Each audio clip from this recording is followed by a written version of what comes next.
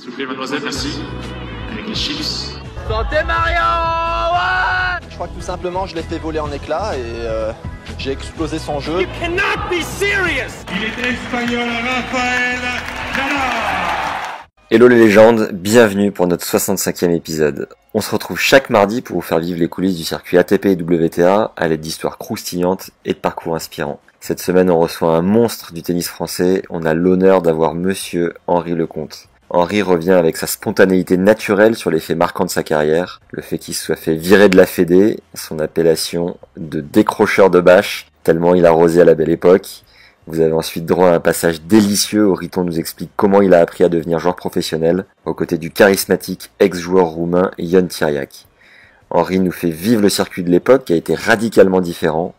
C'est un saut dans le temps que l'on vous propose aujourd'hui avec, il faut le dire, un homme qui a marqué l'histoire de son sport. Cette interview a été enregistrée lors du premier confinement, ça commence à faire, mais le récit d'Henri reste intemporel, et je dois vous confier, même si c'est pas facile à dire, que je me trouve très vert lors de cet entretien. C'était un des tout premiers podcasts enregistrés, et du chemin a été fait, heureusement, mais j'aurais pu laisser beaucoup plus parler Henri et creuser davantage certains points. Bref, fait est mieux que parfait, c'est une des citations qui me permet d'avancer, et je vous demanderai juste un chouïa de tolérance. Avant de laisser place à l'épisode, alerte masterclass de l'espace pour ce 5e cours qu'on a créé avec Ronan Lafay. Écoute juste la bande-annonce, elle est en lien en dessous. Premier lien en description, tu vas vite comprendre la puissance de ce nouveau cours. J'ai été embarqué par Ronan et je sais que son expertise me servira à titre perso et qu'elle peut tous nous filer un grand coup de main sur et en dehors du cours.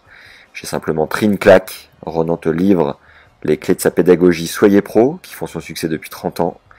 Il te guide pour mettre en place les 5 piliers de la performance que sont le calme, le détachement, la gestion des émotions, l'estime de soi, le tout pour accéder à ce que Ronan appelle le nectar de la concentration. Tu vas apprendre à dresser ton cerveau, le tout imagé d'anecdotes de matchs et de cas concrets avec Steph Robert, son poulain de l'époque. C'est un privilège d'avoir accès à l'expertise de Ronan et c'est un réel plaisir de vous la partager. Tu as accès à ce nouveau cours au format audio et vidéo et je t'ai également concocté un support écrit pour le suivre. Pour t'abonner et recevoir une nouvelle masterclass tous les 15 jours, tu as un lien juste en dessous.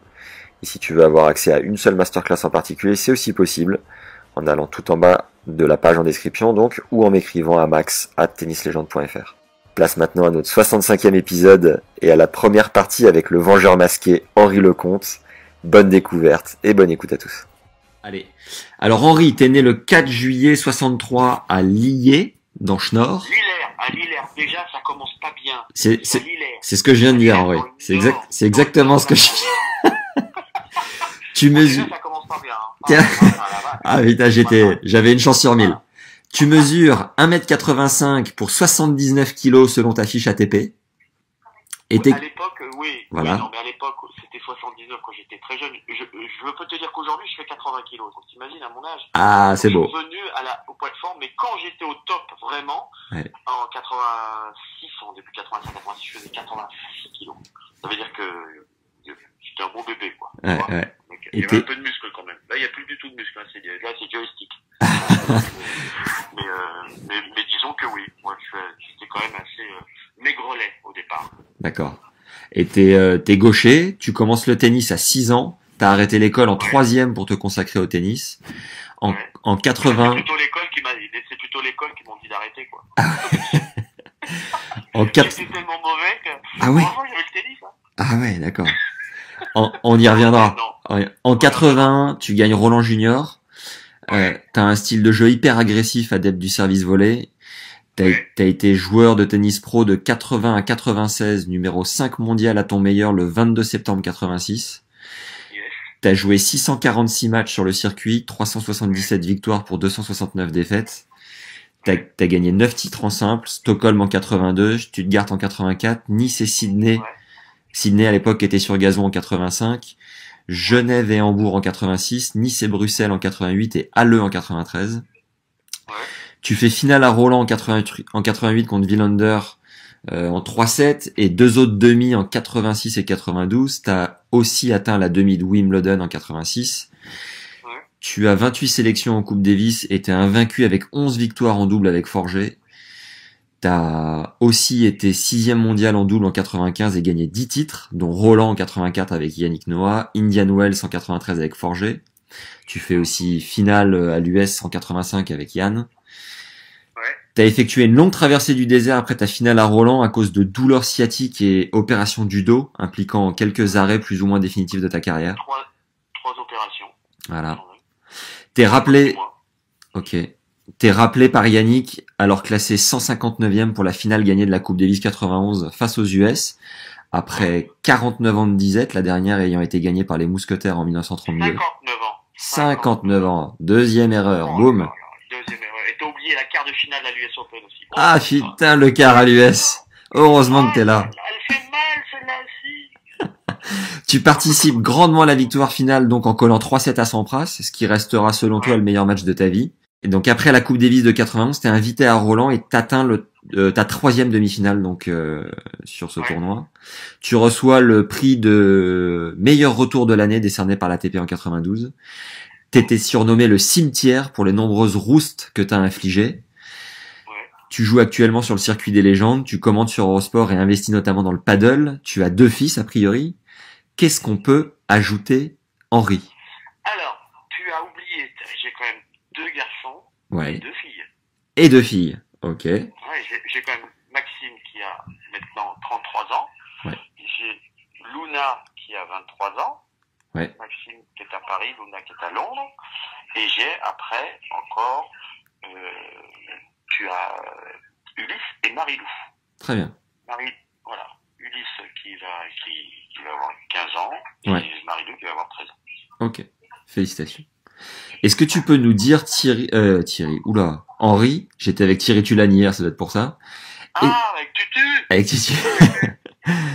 Est-ce que tu peux nous dire, Henri, comment tu fais pour sortir le meilleur match de ta vie en finale de Coupe Davis à un moment avec autant d'enjeux et de pression? En fin de compte, ce qui m'a énormément servi, c'est ma défaite à Roland-Garros en finale contre Mats, où je suis complètement passé à côté. Ouais. Et je souhaitais que d'une chose, c'est d'avoir la possibilité de me racheter et de revenir. Et c'est vrai que cette finale de Coupe Davis a été pour moi un énorme déclic, avec toute une ambiance, toute une organisation autour, avec Patrick Chamagne, avec AG Lower, avec Patrice, avec Yannick, quand il me demande de revenir. Et là, je saisis ma chance, je me dis, je veux vraiment renverser la vapeur et que les gens me voient de la meilleure façon, comme je suis. Ouais. Il faut que je fasse plus que le maximum. Donc, puis voilà, c'était une longue traversée du désert, puisque 3 opérations. Il faut savoir que quand tu as 3 hernies discales, à l'époque, c'est pas aujourd'hui, hein. C'est les années 80. Ouais. On opère. On avait un autre joueur qui s'appelait Miloslav Mechir, qui a eu aussi 3 hernies discales. Il a opéré les 3 d'entrée tout de suite, et il n'a plus jamais rejoué au tennis, tu vois. Ouais. Donc ça a été, moi je les ai fait l'une après l'autre, en 80, j'ai fait 87, 89, 91. Donc c'est déjà assez important, et puis le fait de pouvoir me préparer et de se dire, écoute, de toute façon j'ai plus rien à perdre, y aller pour y aller, autant faire plus que le maximum, y croire, et de rentrer dans la zone. Et je suis rentré dans la zone, et c'est pour ça que j'ai fait un match de fou. C'est Yannick qui t'a fait rentrer dans la zone, ou c'est toi tout seul? Comment? C'est Yannick qui, avec son coaching, qui te fait rentrer dans la zone, ou c'est toi et rien que toi? Moi, je rentre dans la zone. On a travaillé énormément avec Patrick Chamagne quand on était en centre de rééducation fonctionnelle de la sécurité sociale à Douarnenez, à côté de Tréboul, et grâce à un médecin qui est extraordinaire et qui est toujours là, il s'appelle Gilles Solo. Voilà, et puis j'ai rencontré des gens merveilleux là-bas, ouais, qui m'ont fait comprendre ce que c'était, quoi. Et c'était pas du tout un truc 5 étoiles, hein. Ouais, ouais. C'est un truc comme tout le monde. Et là, tu repars à zéro, c'est Rambo. Donc, tu vois le film Rambo, c'est exactement ça. Tu vois le film de Rocky, quand il s'entraîne en Russie, c'est pas des salles muscu, c'était pareil. Pareil, ouais. Ouais. Donc c'était qu'à la volonté. Et après, quand tu arrives à passer le cap de ces moments-là, de rencontrer des gens extraordinaires, des gens qui sont même plus fracassés que toi, un petit gamin de 15 ans qui, quand je vais le voir au premier étage et qui me fait, j'ai fait le con, il est tétraplégique et il te dit comme ça, j'espère que tu vas gagner la Coupe Davis, tu vas la gagner pour moi. Qu'est-ce que tu dis quand toi tu marches, t'as un peu mal, t'as mal au dos, ouais, tu bosses comme un chien, quoi. Ouais, incroyable. Et c'était cette passion, c'était cet enthousiasme, c'était cette fougue qui était en plus derrière moi et derrière nous.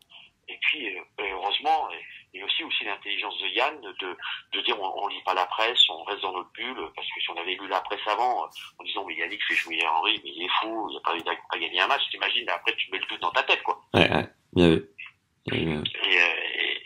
Et moi ça m'a transcendé et ça m'a permis de pouvoir remettre l'église au milieu du village, comme on dit. Magnifique. De dire les gars, voilà ce que je sais faire. Ok, j'ai perdu en finale de Roland Garros, j'aurais peut-être pu gagner. Et là, j'ai perdu parce que je me suis chié dessus. Mais là, je vais pas me chier dessus. Je vais vous démontrer que je suis capable de le faire et de créer quelque chose d'extraordinaire. Et c'est ce qu'on a fait avec Guy. Ensemble. En double, ouais. On 2 joueurs sur 3 jours. Hein. Alors, quand les joueurs ils me disent maintenant, je suis fatigué pour jouer 3 jours, ça me fait bien marrer. Hein. Pour reprendre une chronologie de ta carrière, est-ce que tu te souviens la première fois où tu as pris une raquette entre tes mains et les sensations que ça t'a donné? Moi, j'étais gamin, j'avais 5-6 ans. Comme tu l'as dit, j'étais au tennis club du Perreux. Je sais que ma mère était prof de tennis, donc elle me disait, c'est qu'elle avait le coup fin, elle le mettait sur le terrain, tu vois. Donc j'étais déjà à la terre battue, même tout petit, sans marcher, quoi. Ouais. Et après, j'étais au mur avec une raquette en bois, parce qu'il faut savoir, j'ai commencé avec une raquette en bois et les balles blanches. C'était une raquette cassée et je jouais comme ça contre le mur. D'accord. Tu vois, sinon.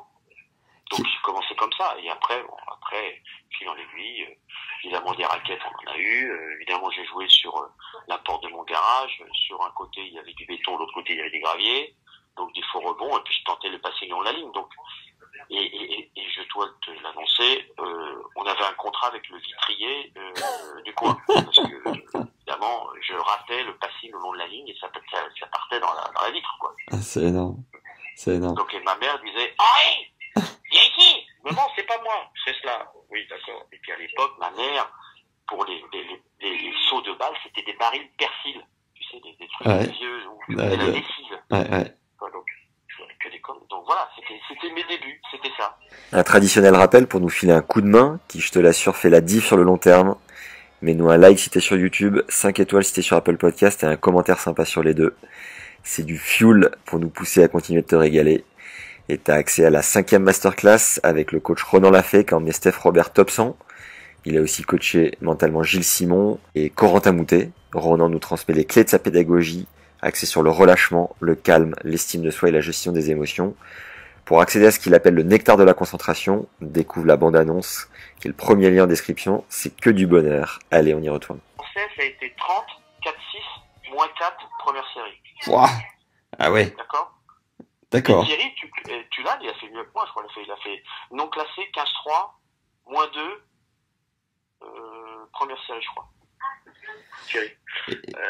Et Thierry était numéro 1 mondial junior, et moi j'étais juste derrière, tu vois. Donc, et comme ça a été fulgurant, la première fois où t'as stagné, c'était quand? Bon, moi, le problème, c'est que j'ai plutôt explosé beaucoup plus tard qu'un joueur comme Thierry qui gardait plus la balle dans le court. Moi, je décrochais les bâches plutôt, tu vois. Donc, on avait du mal à on disait, Henri, mais il faut vraiment que tu la tiennes dans le court. Et puis, j'y arrivais pas parce que je voulais pas. Je voulais pas jouer comme les autres. Je voulais jouer à ma façon. Ouais. Donc, moi, c'est vrai, j'ai éclaté un peu plus tard. J'ai eu une période aussi à 16-17 ans un peu rebelle. Et c'est pour ça aussi que j'étais viré de la Fédé et que Yann Thiriac m'a recruté. D'accord. Il t'a recruté où, dans une académie, dans un centre? J'ai pas. Non, tu rigoles. J'étais à Roland Garros. J'étais viré de la Fédé pendant 6 mois parce que j'avais pas voulu aller à un tournoi. Ouais. C'était l'époque, tu sais, quand tu faisais pas un truc, on te virait tout de suite. Ouais. Et puis j'étais à Roland avec un pote, et puis d'un coup il y a Thiriac qui vient me voir et fait Henri, le compte, viens jouer avec Villas. Villas numéro 2 mondial. Tu te retrouves sur le cours numéro 2, l'ancien 2 parce qu'il n'existe plus. Et il fait toi servir. Moi je sers, et puis moi comme j'avais un service ticket, il n'arrivait pas à retourner. Je sers pendant 2 heures. Il fait toi très bien, revenir demain jouer entraînement. Je fais d'accord, alors je fais 2 heures de coup droit, 2 heures de revers, 2 heures de coup droit, 2 heures de revers. Toi très bien, revenir demain. Je reviens, je jouais 4 heures, 5 heures par jour avec lui, toi. Ah ouais. Et au bout de 10 jours, il me fait, moi, voilà, parler à tes parents. Ouais. J'ai Thiriac, tu vois, tu plaisantes pas, le mec, tu dis pas une merde, tu prends une claque, il te dévisse la tête, toi. Et lui, il joue en double avec Nastal. Tu vois, donc, c'était un truc de fou. Ouais. Et donc, il vient manger chez mes parents, et il dit à mes parents, vous, madame, vous fermez gueule. Je te jure, hein, comme ça, il dit, vous fermez gueule, moi, occuper Henri peut devenir téléphone. Et ma mère, elle fait, oui, d'accord, oui, monsieur Thiriac, très bien. Bon, très bien, il parle demain. Wow. Et après, le lendemain, on s'entraîne encore à Roland, et 10 jours après, ou 15 jours après, il me dit, ben voilà, on part à l'étranger, mais avant, il faut tout habiller très bien. Tout très important, respect. Je fais, oui, oui. Alors, il me regarde comme ça droit dans les yeux, il me fait, toi, tu touches la drogue, tu touches l'alcool, tu touches la cigarette, je te casse la gueule. Ah ouais. T'as 17 ans, tu te retrouves devant Thiriac avec les vacances, je peux te dire que tu bronches pas une oreille, toi. Déjà, tu te dis, c'est un miracle que je puisse partir avec Guillermo Villas. Ouais. Et le sparring, tu vois. Ouais. Et donc, tu t'en vas. Et puis avant, il me dit, toi, avant de partir, toi, aller voir mon ami Emmanuel Kahn, toi, prendre 2 costumes, 3 blazers, la cravate, respect pour les sponsors. Ah ouais. Exceptionnel. C'est comme ça que Yon, voilà, je suis parti avec lui et avec Guillermo, avec toute son équipe, avec ce Verdron, avec aussi à l'époque il y avait Nastase, et puis après il y a eu Vitis, il a créé tous ses clubs. Et moi je suis parti 4 ans avec eux. Mais c'est-à-dire, t'es parti sur le circuit avec eux? Ouais, je suis parti sur le circuit, je me suis entraîné avec eux et c'est lui qui est devenu mon manager et mon coach. Incroyable. Et même si t'étais un peu rebelle à cette époque-là, t'avais quand même la notion de te dire, voilà, c'est un peu la chance de ma vie, quoi. Mais non, c'est pas la chance de ta vie, c'est celle-ci ou jamais. Ouais. C'est-à-dire que tu te retrouves avec Thiriac et Villas, c'était les seuls à l'époque, dans les années 80. T'avais Borg avec Léonard Bergling et Björn Borg, qui avaient des coachs, tu vois, il n'y avait pas de coach. Il y avait dans des académies à l'époque, t'avais un coach pour 5 personnes. Ouais, d'accord. Et là, tu te retrouves, sparring, c'est comme si Roger Federer, comme il le fait actuellement, il a dans son équipe des jeunes qui viennent faire sparring, et puis après, il les prend sous son aile. On y reviendra, monsieur Thiriac, savoir comment a évolué votre collaboration, c'est exceptionnel, c'est incroyable. C'est un truc de fou. Quel est, à ton sens, le sacrifice le plus important que t'aies fait dans ta jeunesse? C'est pas les sacrifices, c'est ta passion. Ok. Tout le monde dit oui, sacrifice, tu te rends compte de ce que j'ai donné, j'ai pas eu de vie quand j'étais gamin, mais tais-toi, t'as vécu une vie extraordinaire. Après, te barrer de chez tes parents, être loin de ta famille, tout ça, ça peut être un peu... Non, même pas. Non, moi, j'ai toujours été un aventurier. Bien sûr que c'est dur, bien sûr qu'on a souffert, bien sûr que quand j'étais à l'INSEP, avant que j'avais la chance où on habitait au Péreux, à côté de nos gens, au Institut national des sports, on était juste là, donc il y a eu des périodes très très dures. Heureusement qu'il y avait mes parents, mais moi mon rêve c'était d'être sur le circuit, tu vois. Ouais. Et le sacrifice, bien sûr que c'est des sacrifices, mais quand on y pense maintenant, à mon âge, à 57 ans bientôt, tu te dis mais on a une vie extraordinaire. C'est bon ça. Extraordinaire. Est-ce que t'as une anecdote un peu particulière à raconter chez les juniors? Chez les juniors, Thierry, tu l'as, Tutu. Ouais. Tutu, il était beaucoup plus mûr que moi, tennistiquement et même mentalement, tu vois. Donc, on avait des anecdotes aussi avec Jean-Marc Piacentil, par exemple. On l'appelait Pistil. Et lui, il mettait des branlées à tout le monde. Okay. C'est-à-dire que c'est un joueur, même moi, il me mettait 6-0, tu vois. Il me mettait 9-0. Le mec, il avait une intelligence de jeu. Ouais. Mais en fin de compte, à la fin, son jeu, il n'a pas pu évoluer dans son jeu, tu vois. Il est resté toujours dans le même style. C'était un peu, on aurait pu dire, un Santoro de notre génération, mais sans il n'avait pas le physique de Fabrice, il n'avait pas le jeu à deux mains, de l'intelligence de jeu qu'a eu Fabrice, ouais. Où il a vraiment bien tiré son épingle du jeu. Parce que c'était différent et parce qu'il avait une façon de prendre la balle qui était... Mais voilà, donc Percentil, on appelait Pistil parce qu'il lâchait rien, quoi, tu vois. Ouais. Le mec casse-couille. Après, Thierry, sans dire, c'était Björn Borg. Ouais. C'était Borg. Eh oui. Borg, c'était... Et puis la première fois qu'il a battu Vitas Gerulaitis, de mes idoles à Rome, c'est devenu un mec phare. Donc nous, après, voilà, c'était Dieu. Quel est ton meilleur souvenir chez les juniors? Tu peux nous le décrire? Mon meilleur souvenir, c'est d'avoir gagné Roland Garros. Ouais. Je remercierai jamais assez Vitas Gerulaitis, ou Björn, mon idole, de l'avoir battu en 1h20, quoi. Parce parce que comme la finale était terminée, ils ont dit il y avait la finale junior, et c'est la seule fois ils ont décidé de la jouer sur le central. Ah, Donc, énorme. t'imagines. Quelle Donc, chance. j'ai joué contre Alberto Tous, Ouais. un espagnol, et j'ai gagné en 7-5, 6-1, je crois, un truc comme ça. Et donc j'ai gagné Roland Garros et été sur le central. Avec une grosse ambiance, il y avait du monde Ah encore? ouais. Ouais. Ouais, il y a du monde encore. Ah ouais, il y a du monde, t'es français, donc il y a du monde. Très bon, ça. Et t'imagines le truc. Ouais. C'était un truc de mutant, quoi. Génial. Est-ce que t'étais superstitieux pendant ta carrière? On est tous superstitieux. Tu faisais quoi en C'est des particulier? moments. Bah, tu sais, quand t'arrives les premiers jours, tu prends le même casier, tu prends la même douche, tu refais les petits rituels quand tu gagnes le premier match, le deuxième match, le troisième match, ce qui est normal. Ouais. On a tous notre, pas autant que Rafael Nadal, hein, où là, c'est pas la superstition, c'est, comment te dire, Les tocs. c'est les tocs. Ouais. C'est les tocs. Mais ça le rassure, c'est sa zone de confort. Mais on les avait. Bon, quand t'étais gamin, par contre, si, il est vrai que quand t'es cadet ou junior ou minime, quand tu gagnes avec une tenue, tu remets la même tenue. Ouais. Tu vois. Ton rêve de l'époque, du coup, c'était quoi? Tu t'accrochais à quoi particulièrement? Moi, je rêvais d'être 10e mondial, je rêvais de pouvoir gagner un tournoi Grand Chelem, je rêvais, voilà, tu rêves de gagner les tournois, voilà, tu te pousses, quoi. Plus que d'être numéro, enfin, tu te disais pas je vais être numéro 1, je vais être top 10, toi. Ouais, quand j'étais gamin, je disais top 10. D'accord. Ok.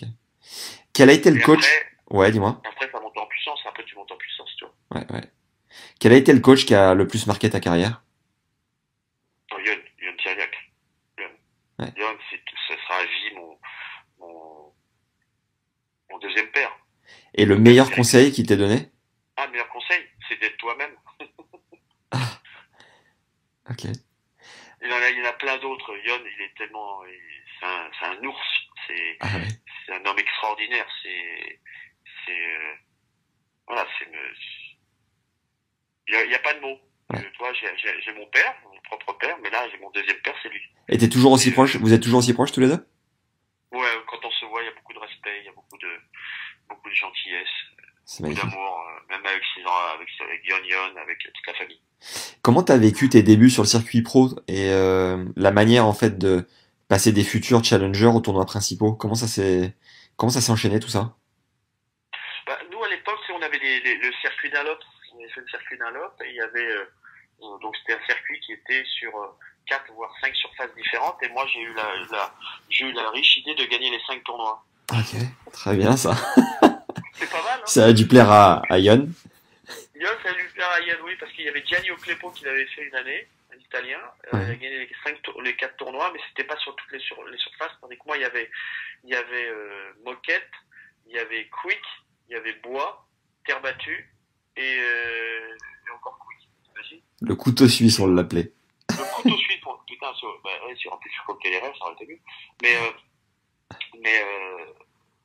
il y a eu toujours des circuits, et moi, ce que j'aimais, c'était, en fin de compte, j'ai joué au tennis dans un sport qui était individuel, mais j'étais aussi plus un sport collectif, tu vois. C'est pour ça que la Coupe Davis, ça m'a toujours excité. Ouais. Est-ce que tu gardes une anecdote particulière sur ce circuit secondaire? Ah oui, j'en ai elle est très belle, celle-là. Génial. Donc je joue la première année, le circuit Dunlop, et on joue à Douai, sur Moquette. Ouais. Et je gagne le tournoi, tu vois. Et un des sponsors, c'est un gars, il a une concession Peugeot. Ouais. Et je lui dis, et il me dit, on avait sympathisé et tout. Et il me dit, écoute, dans la soirée, je lui dis, écoute, bah voilà, j'ai gagné, je te fais un pari, si je gagne, je te parie un truc, si je gagne encore l'année prochaine, tu m'offres une 104 Peugeot ZS. Et le mec, il me fait OK, il tape, tu vois, il tape. Évidemment, je reviens l'année suivante et je gagne. Allez là. Donc je vais voir le mec, je lui fais, bah, elle est où ma caisse? Il me dit, mais Henri, je dis, attends, t'as pas compris là. Tu l'as dit la dernière fois. Ouais. Et le mec, il m'a filé une 104 Peugeot ZS bleu roi. Énorme. Et ça a été ma première bagnole. Putain, c'est bon ça. J'avais pas le permis, parce que j'avais vu d'avoir 18 ans, c'est ma sœur qui l'a ramené jusqu'à Paris, et 2 mois après, j'ai passé mon permis et je roule avec. C'est beau ça. C'est beau, C'est beau, non? Ouais, superbe. À l'ancienne, c'est beau ça. Quel a été le moment où tu t'es dit là, je suis en train d'exploser mes barrières, ça y est, je suis en train de vraiment de percer et de m'y installer quoi? Quand j'ai battu Mats Wilander à Stockholm. Ok. Et que j'ai fait ma première finale de Coupe Davis à Grenoble avec Jean-Paul Lotte et Yannick contre les Américains où j'ai perdu contre Gilles Mayer. Mais c'est là que je commence, voilà, ça y est. Et c'est quoi? C'est mental? C'est mental, tu te dis, ça y est, je suis avec eux, je suis parmi eux et j'y reste, quoi. Non, ça y est, ouais. Non, c'est pas mentalement, ça y est, tu vois, tu passes dans une autre dimension et ça te fait peur un peu. Ok. Tu vois? Ouais. Parce que il y a des choses que tu maîtrises pas. Ouais, ouais. Quel était ton coup fort de l'époque? Bah, mon coup fort de l'époque, c'était le service, et puis mon revers passe à sucre. Et ta manière de bosser ces coups-là pour vraiment faire la différence et continuer de les développer, comment tu faisais concrètement à l'entraînement? Bah, l'entraînement, plus t'es doué, plus tu dois bosser. Ok. Parce que pour rééditer exactement le coup que tu viens de faire, parce que nous, on est capable de faire des coups extraordinaires, même parfois, on sait pas comment, ouais. Tu vois.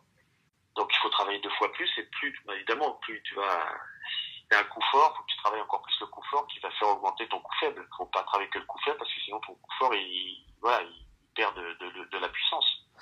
Et puis après, c'est travailler physiquement. Moi, je me rappelle que j'avais quand même un corps au départ, un physique. Demande à Frédéric Roche, j'étais un stick, hein. Ah ouais. J'avais pas de force, j'étais des baguettes de tambour, quoi. Et ta masse de travail, ta charge de travail à l'époque, c'était ton volume au service, par exemple, combien de temps et quel type d'exercice? Non, mais moi, je me souviens avec Thiriac, on faisait 3 heures de coup droit, 3 heures de revers. Wow. 2 heures de volley, 2 heures de service. Moi, on a fait des périodes en Australie, sur un mois, on a joué 8 heures par jour, on bouffait sur le terrain.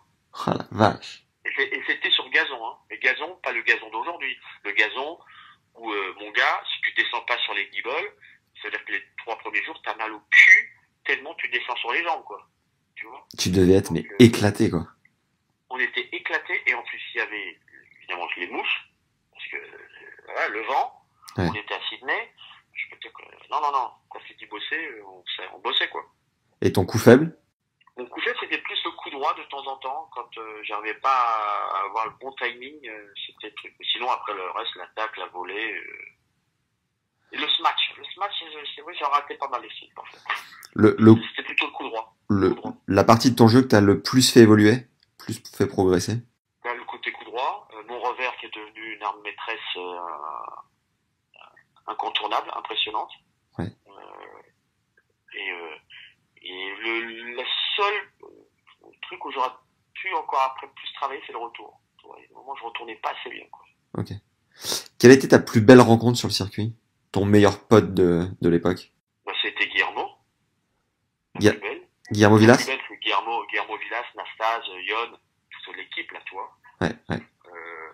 Après, c'était le début, puis après t'as tes potes français, t'as Yann et Yann, même si Yann, on se détestait et on s'aimait, parce qu'il fallait avoir une rivalité, ce qui est normal, tu vois. Ouais. La rivalité est importante. Après, il y a beaucoup d'étrangers. Moi, je m'entrais aussi pas mal avec Lendl. J'avais disons, une amitié très particulière, toi. Ivan, il est sarcastique comme mec, toi. Il te balance des trucs. Moi, j'irai pas en vacances avec lui, toi. Mais voilà, donc après, c'était les Français, c'est sûr. Et ta bande de l'époque, Nastas, Guillermo et compagnie, c'était vos rituels, c'était quoi? C'était se retrouver au resto, c'était... Ils m'ont tout appris, hein. Ouais. Et Nastas, t'imagines, avec les fous furieux, là. Vous sortiez pendant les tournois ou c'était quand même assez... Non, on sortait dans les bons restos, on allait dans les bons hôtels, il m'apprenait la vie. Mais la vie est classe, tu vois. Et tu gérais ton sommeil quand même ou... Hein? Tu gérais ton sommeil quand même ou ça pouvait vraiment partir en fiesta? Non, mais quand je te dis on sortait pas en boîte de nuit. Ouais, resto, quoi. Ouais. Resto, le truc classe. Non. Et t'imagines, t'es avec Thiriac, le mec qui chante en boîte de nuit, mon gars, ta gueule, le lendemain, tu la retrouves pas, hein. C'est bon, hein. Et ta meilleure amie joueuse, meilleure amie féminine sur le circuit de l'époque? J'étais assez pote avec Stéphie. Ok. Après, c'était Andrea Temesvari, aussi. Et Gabi. Gabi Sabatini. À la fin, c'était Gabi Sabatini. Le jour le plus drôle de toujours ton époque? Le plus allumé de la tête? Ouais, le plus fou. Je te l'ai dit, c'est Nastas. Putain, c'est lui. Il faisait que des conneries. Ah ouais? Après, si une très belle rencontre aussi, c'est avec Adriano Panatta. Putain, la classe, mon gars. Et vous êtes là, c'est la classe. Vous êtes restés potes encore aujourd'hui? Ouais, Adriano, ouais. Très bon ça. Bien sûr. Et tu peux nous en raconter une de Nastase en particulier ou pas? Bah, Nastase, il y en a tellement des conneries. On a fait tellement des choses. Ah, j'en ai une belle avec Guillermo Vilas. Ah. Voilà. Guillermo à l'époque, il sortait avec Caroline de Monaco. Ouais. C'était le tout début. Et Caroline de Monaco, et moi j'allais voir toujours Guillermo à Avenue Foch parce qu'il avait son appartement là-bas. Et moi j'avais ma 104 ZS Bleu Roi. Et lui, Yon et Guillermo, ils arrivaient toujours avec les dernières Porsche 928, les deux mêmes, tu vois, toujours. Ouais. Évidemment, il y avait des paparazzis qui les suivaient. Ouais. Et puis un jour, je vais chez Guillermo, et puis je vois Caroline, voilà, tout va bien, et puis ils me font bon Henri, prête-moi ta voiture. Je dis, mais attendez, mais putain, je suis dans le parking en bas, c'est une 104 ZS Bleu Roi. Je prends ta voiture, tu prends la mienne. Ouais. Donc il y avait deux sorties, ils sont sortis d'un côté avec la 104 ZS, personne l'a suivi, et puis moi, j'ai pris la Porsche 928, tu penses bien. J'étais heureux de l'avoir, la petite Porsche, moi. Je sors avec, et puis je vois tous les paparazzis qui arrivent et tout. On arrive en bas de l'avenue Foch, les mecs sont à côté de moi, je leur fais coucou, et là les mecs ils avaient les boules. Comment t'as géré le fait de devenir connu, justement? C'est sympa, hein. Attends, on va pas cracher dans la soupe, hein. Ouais. C'est sympa, hein. C'est pas trop dur à gérer quand t'es jeune? Non, mais je pense qu'à notre génération, c'était encore plus simple qu'aujourd'hui. Aujourd'hui, c'est très compliqué parce que t'as les réseaux sociaux, tu peux plus rien faire. Nous, on a quand même une période où on s'est vraiment éclaté, quoi. Et la fois où ça t'a le plus servi? Tout le temps, ça te sert. Ouais. Faut être honnête. Attends. Et la fois où, Souvent. la fois où t'es tombé sur la groupie la plus enragée? Ah, il y en a eu, hein. Oh, la vache. Ah, il y en a eu. Ah, des enragés, il y en a eu, hein. Les starbés, on en a eu, hein. Ah bon? Oh là là là. Oh, des bonnes dingos. Oh, la vache. Puis bien lourdes, tu vois. Ah oui, d'accord. Généralement, c'est Bon. qui cachent pas la grappe. Donc, heureusement qu'on n'avait pas tu vois, les portables et tout. Ouais. Mais bon, c'était, il faut gérer ça aussi. Quel était Ça fait le, partie du jeu. ouais. Quel était le joueur le plus chiant à jouer en termes de comportement? McEnroe et Connors. Ok. Moi, j'ai joué Connors, par exemple, à l'US Open en quart de finale où je perds contre lui. Je gagne le premier set, 2-7-1. Le mec, il fait toll break. Normalement, c'est 5 minutes, 20 minutes. Wow. Il revient 20 minutes après. Et on peut rien lui dire. Et on peut rien lui dire. Et toi, après, tu prends 6-1. Merci, au revoir. Allez, au revoir. Putain. Tu vois. McEnroe, insupportable. Le mec, insupportable. Tu vois. Après, Et aujourd'hui, tu leur en veux plus du tout à ces mecs-là de leur comportement de l'époque. Mais non, moi j'ai beaucoup de respect pour John. Je viens de lui envoyer un message aujourd'hui, là, hier, pour savoir comment il allait. Ouais. Bjorn, c'est pareil. Connors, plus du tout de contact par contre. J'avais un très bon contact avec son fils, avec Brett. Ouais. Mais plus du tout Connors. C'est Connors, il s'est mis un petit peu En retrait. La meilleure blague à laquelle t'aies pu assister dans un vestiaire? Il y en a tellement que, il y en a tellement, mais à la fois que tu te dis, est-ce que laquelle je peux dire, quoi. Ouais. Il y en a, c'est chaud, quoi. Les Nastase, il en dit toujours des conneries. Il n'arrêtait pas du matin au soir. C'est génial. Il n'arrêtait pas du matin au soir. Et puis bon, c'est des trucs dans les vestiaires, ça doit rester dans les vestiaires. Parce que ça commence à balancer. La plus grosse galère que t'aies vécue sur un tournoi ou sur un match en particulier? Ah bah si, j'en ai une belle. Alors c'est là, mais c'est quand j'étais au tout début, on part avec Thierry Tulane et Jean-Marc Piacentine, on part à Buenos Aires, et tu te rends compte, là c'est fou quand même. Maintenant, tu pourras plus jamais le faire. Ouais. La Fédé nous envoie tout seul pour faire un tournoi junior à Santiago du Chili, à Buenos Aires et après à Rio. 3 mecs. Ok. Seuls. On a 17 ans. Wow. On a 15 ans. Oh. 15-16 ans. T'imagines le truc, le bordel? Vous aviez un budget Caipirina ou pas? En plus, on a pris un billet d'avion. C'était une personne, tu faisais Paris-Francfort, Francfort-Londres, Milan, un truc que ça coûtait, on faisait 14 escales et on arrive et on se retrouve à Buenos Aires.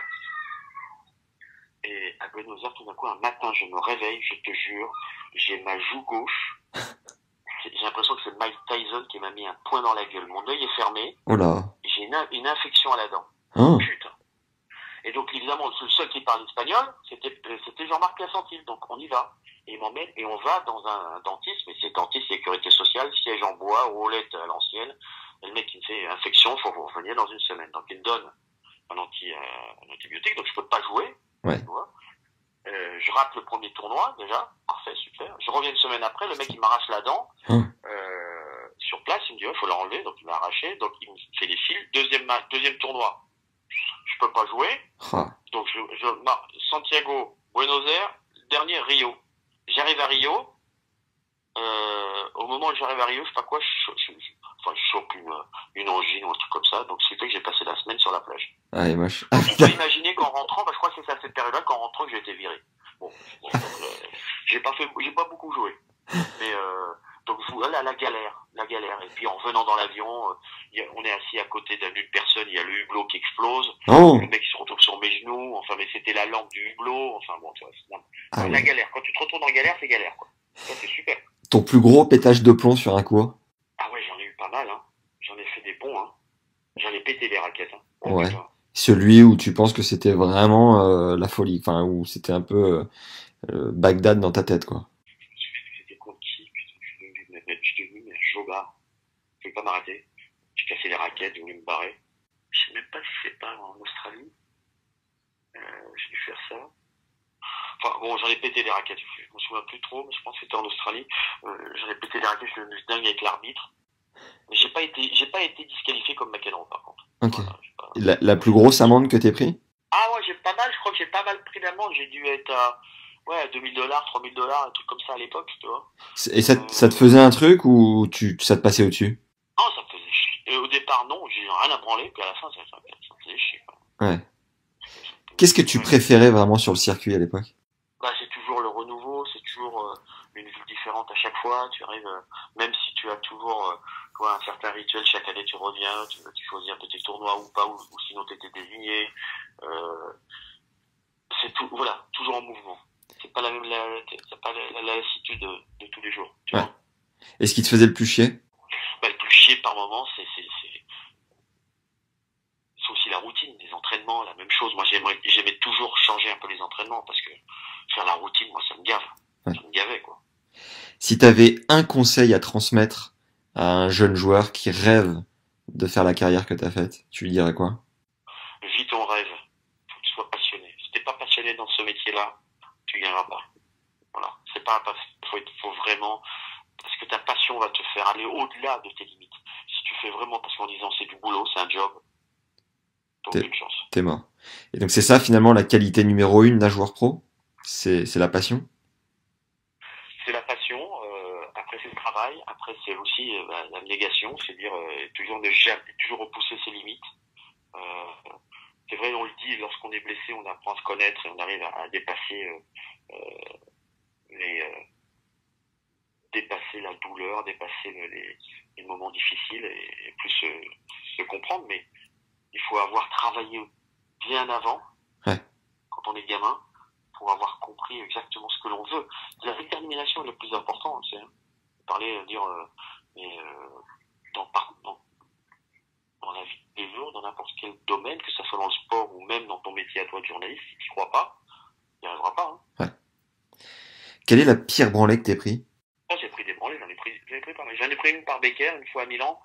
Tellement énervé, je me suis pété la main d'ailleurs. J'ai pris 1 et 2 en 50 minutes. Oh. J'ai pas vu la balle. Et ta plus belle remontada? Je l'ai fait à Roland. Ah ouais. 2-7-0. 2 balles de 5-2 contre Culti.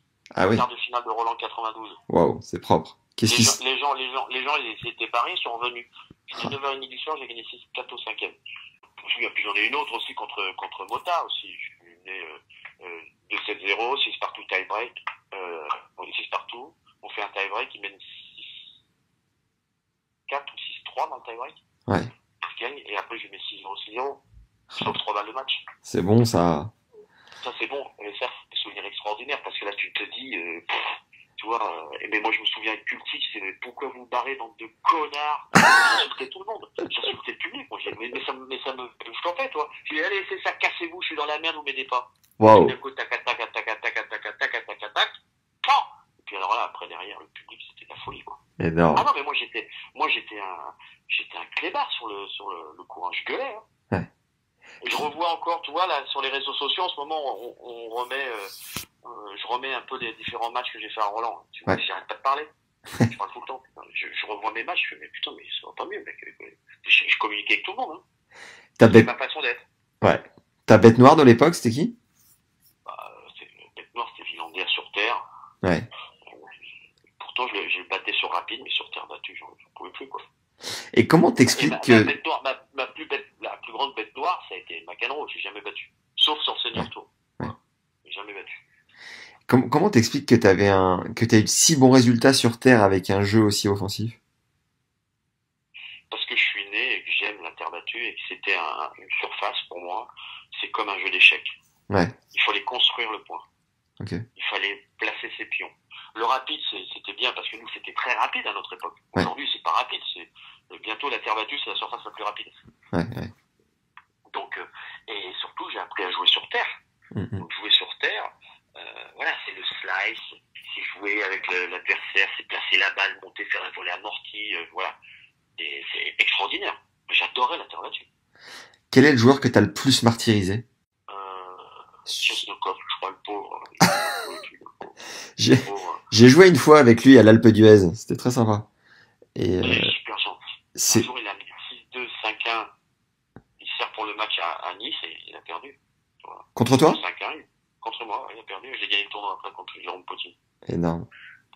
Donc, je pense que lui, il n'en peut plus. Moi, il dit non, Henri, c'est pas possible. J'ai battu un Roland tout le temps. Voilà. Le jour où t'as eu le plus gros frisson en termes d'ambiance? C'était la plus grosse, c'est Lyon. La Coupe Davis à Lyon. C'est Ouais. Lyon. Dès le deuxième point, moi je sers le point, je fais on y va. Et putain, tu vois le public, il a fait chaudron, mais j'ai l'impression de voler, quoi. Je sais même plus terre. Incroyable. À ce moment-là, t'es lucide ou ouais, t'es en lévitation pendant tout le match quasiment? Ouais, je suis lucide, mais je suis lucide serein. Tu Ouais. vois, lucide, comment te dire, je sais qu'est-ce qui va se passer. Je suis dans la zone. Comme ils expliquent les joueurs aujourd'hui, on est dans la zone où on arrive à dominer, on est en avance. Moi, j'ai eu la chance de rencontrer et de passer avant que malheureusement il se tue en voiture. C'était Ayrton Senna. J'ai passé 3 jours avec lui. Ouais. Et il me parlait, il était très mystique. Et il me disait, tu sais, la zone, c'est quand moi je pilote, que tout défile devant moi très lentement, mais je suis déjà dans le 5e virage. Wow. Et c'est exactement la même chose dans le tennis. Quand tu es dans la zone et que tu joues et que tu montes au filet, que tu sais que le mec il va partir et que la balle, le passing est là, et tu mets la raquette, tu joues, et tout défile doucement. Et quand tu es bousculé ou quand le mec fait le passing gagnant, t'es même pas, toi, t'entends même pas le brouhaha autour de toi, t'es dans ta zone. Et c'est pour ça que c'est ce que recherchent tous les joueurs aujourd'hui. Et ils travaillent là-dessus d'ailleurs mentalement, hein. Le jour où t'as le plus ressenti la pression, c'était lequel, tu te souviens? Roland Garros finale 88. Et clairement, tu Je me suis fait tuer. Tu t'es fait tuer? Ouais, parce que j'ai pas su la gérer. Toi, j'ai très bien su la gérer en 91, mais là en 88, je l'ai pas géré du tout, quoi. Ouais. Merci Riton pour cette première partie et cet excellent moment passé ensemble. Merci pour ton honnêteté et ta générosité sur les anecdotes. La deuxième partie, petit spoiler, mais la deuxième partie est un cran au-dessus. Ça va vous plaire. Juste patienter une petite semaine. Viens nous dire en attendant ce que t'as pensé de cette première partie en commentaire. Mets-nous 5 étoiles si t'es sur Apple Podcast et un avis sympa sur YouTube. Ça nous aide comme jamais à mieux référencier notre travail et à le faire connaître pour à terme avoir des invités de renom. Merci aux derniers tipeurs qui nous soutiennent sur la plateforme Tipeee. Tu peux nous soutenir à hauteur de 3 € ou plus si le cœur t'en dit. Chacun avec sa pierre à l'édifice. Je suis maintenant full time sur le podcast pour vous régaler. C'est un bonheur de se sentir soutenu. Cette semaine, tu as accès au 5e cours qu'on a créé avec Ronan Lafay. Écoute juste la bande-annonce, elle est en lien en dessous, premier lien en description. Tu vas vite comprendre la puissance de ce nouveau cours. J'ai été embarqué par Ronan et je sais que son expertise me servira à titre perso et qu'elle peut tous nous filer un grand coup de main sur et en dehors du cours. J'ai personnellement pris une claque. Il nous livre ces 5 piliers de la performance que sont le calme, le détachement, la gestion des émotions, la concentration et l'estime de soi. Grâce à ce nouveau cours de plus d'1 heure, tu vas comprendre comment accéder à la concentration, qui est selon Ronan le nectar de la performance. Tu vas apprendre à dresser ton cerveau pour mettre les piliers de la performance en place et accéder à la phase de concentration ultime. Le tout imagé d'anecdotes et de matchs avec Steph Robert sur le circuit, de cas concrets et vécus avec son poulain de l'époque, qui lui-même était dans l'état d'esprit d'outsider, puisque Ronan l'explique dans le podcast qu'on a fait ensemble, même à la 50e place mondiale, tu perds beaucoup plus que tu gagnes. Donc il avait, dans la majeure partie du temps, à faire face à des joueurs beaucoup plus forts que lui. C'est un privilège d'avoir accès à l'expertise de Ronan Lafay, et c'est un réel plaisir de vous la partager. Tu as accès à ce nouveau cours au format audio et vidéo, et je t'ai également concocté un support écrit pour le suivre. Pour t'abonner et recevoir une nouvelle masterclass tous les 15 jours, tu as le lien juste en dessous, et si tu veux avoir accès à une seule masterclass en particulier, tu as juste à scroller en bas de la page, ou alors à m'écrire à max@tennislegende.fr. Pensez aux bouche à oreille qui nous aident comme jamais pour faire connaître le podcast. Ça reste aujourd'hui la meilleure pub possible pour augmenter l'audience. On a par ailleurs passé les 600 notes. Je crois qu'on est à 603 au moment où j'enregistre. Un grand merci à tous ceux qui ont pris le temps vraiment de nous mettre un avis sympa et 5 étoiles sur Apple Podcast, parce que c'est la plateforme où tout se passe. Il me semble qu'on est à plus de 80% d'écoute sur cette plateforme. C'est ce qui nous permet d'être bien référencés, d'être mis en avant et à terme, forcément, de convaincre des personnes de renom de venir parler au micro et de te régaler. Donc voilà, tout simplement, envoie l'épisode qui te plaît le plus et ceux que tu as découvert dernièrement à des fans de tennis. Ça nous permettra de mieux rayonner.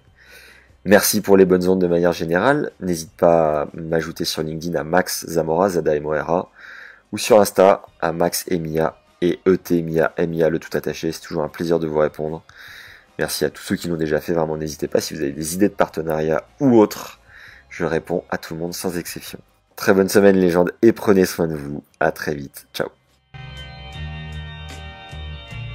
S'il vous plaît, mademoiselle, merci. Avec les chips. Santé Mario! Ouais! Je crois que tout simplement, je l'ai fait voler en éclats et j'ai explosé son jeu. You cannot be serious! Il est espagnol, Rafael Nadal. Salut les légendes, bienvenue pour notre 66e épisode, pour la seconde partie avec notre triton national. On se retrouve chaque mardi pour vous faire vivre les coulisses du circuit ATP et WTA, à l'aide d'anecdotes, d'histoires croustillantes et de parcours inspirants. Henri nous confie avoir eu le boulard et pourquoi ça peut être important de l'avoir dans le tennis. Il revient pour nous sur le coaching de Yannick Noah et comment ce dernier l'a transcendé en 91. Il nous détaille les conditions exceptionnelles du Masters de fin d'année et les stars qu'il fréquentait à l'époque. L'ancien top 5 mondial nous donne sa vision actuelle du circuit et les dangers auxquels il fait face. On parle argent sans tabou et de sa vie d'homme en dehors des terrains. On s'est marré, c'était bon enfant et je suis sincèrement heureux de pouvoir vous proposer cet épisode avec une légende du tennis français. Un grand merci d'ailleurs à Capucine de l'avoir rendu possible. Et cette semaine, on lance notre 6e masterclass dédiée à la prépa physique. C'est la première qui est tournée sur le cours. C'est avec Ralph Bogossian, un des 2 prépas physiques de Benjamin Bonzi, actuel 63e joueur mondial. Il nous met ses connaissances à ta disposition pour travailler ton œil, ta vision et ta lecture du jeu, et ta qualité de centrage à la frappe d'une part. La seconde partie de ce nouveau cours est dédiée au déplacement, au freinage et à l'ancrage, pour une meilleure stabilité dans tes coups d'autre part. Le but de cette masterclass est de mieux lire les trajectoires pour t'organiser beaucoup plus rapidement sur le terrain, d'être moins stressé dans tes coups sous pression et d'être toujours bien placé derrière la balle. T'as accès à un programme détaillé juste en dessous, c'est le premier lien en description. C'est un nouveau cours d'1 heure enregistré sur le terrain, donc au soleil, et il est possible de le suivre au format audio et vidéo. Et je t'ai également concocté un support écrit en complément. Pour t'abonner et recevoir une nouvelle masterclass tous les 15 jours, t'as le lien juste en dessous. Et si tu veux avoir accès à une seule masterclass en particulier, c'est aussi possible en allant tout en bas du lien en description ou en m'écrivant à max@tennislegende.fr. Place maintenant à notre 66e épisode et à la deuxième partie avec le héros de la Coupe Davis 91, Henri Lecomte. Bonne découverte et bonne écoute à tous. Le jour où t'as le plus ressenti la pression, c'était lequel, tu te souviens? Roland Garros finale 88. Et clairement, tu Je t'es me suis fait tuer. tu t'es fait tuer? Ouais, parce que j'ai pas su la gérer. Toi, j'ai très bien su la gérer en 91, mais là en 88, je l'ai pas géré du tout, quoi. Ouais. Bah, j'étais toujours Monsieur Balzen, moi. Je faisais toujours un petit peu plus de trucs que les autres. Plus de quoi? Je crois que, un petit peu plus, je faisais des trucs supplémentaires parce que, avant tout, tu sais pourquoi je le faisais? Parce que j'étais un joueur, moi. Ouais. D'accord, je suis un joueur. Je suis pas comment te dire, quelqu'un qui va vraiment pour bosser. Je suis un joueur, quoi. Santoro m'a répondu exactement la même chose. Ouais, je veux dire, suis un joueur. Ouais. Fabrice, ça se voit que c'est un joueur. Ouais. Tu vois, il aime jouer au tennis, il Bien adore ça, c'est sa passion. S'il aimait pas ça, voilà. La fois où t'as eu le plus le boulard? Ah, on l'a eu plusieurs fois le boulard, hein. Ouais. C'est normal. Ça te permet de grandir. Ouais. Ça te permet aussi d'en prendre plein la gueule, parce que voilà, hein, ça te permet aussi de comprendre certaines choses, mais on l'a eu, il faut l'avoir un petit peu, bien sûr. Tu te souviens d'une période à un moment donné où c'était pas joli? Oui, la période, après 88, tu sais, quand tu perds la finale de Roland et que t'as tout le monde contre toi, que t'es même pas capable de pouvoir sortir dans la rue pour acheter une baguette de pain parce que tout le monde t'a dessus. Wow. À un moment, t'es un peu arrogant et puis tu te la pètes, hein. Ouais. Et mettons, vous faites plus chier, quoi. Mm. Bon, et là, je l'ai bien senti cette année 88, hein. Donc, le boulard, ouais, parce que c'est aussi un peu humain. Parce qu'à un moment, on se dit, mais je suis au top, je suis 5e mondial, ou je suis l'un des meilleurs joueurs du monde, ça va, quoi, je suis Dieu, personne ne peut m'atteindre. C'est là que tu prends la porte de Western dans la gueule, et ça te fait grandir, hein. Ouais. Quel a été ton partenaire de double qui t'a le mieux complété? Guy. On a invaincu en Coupe Davis,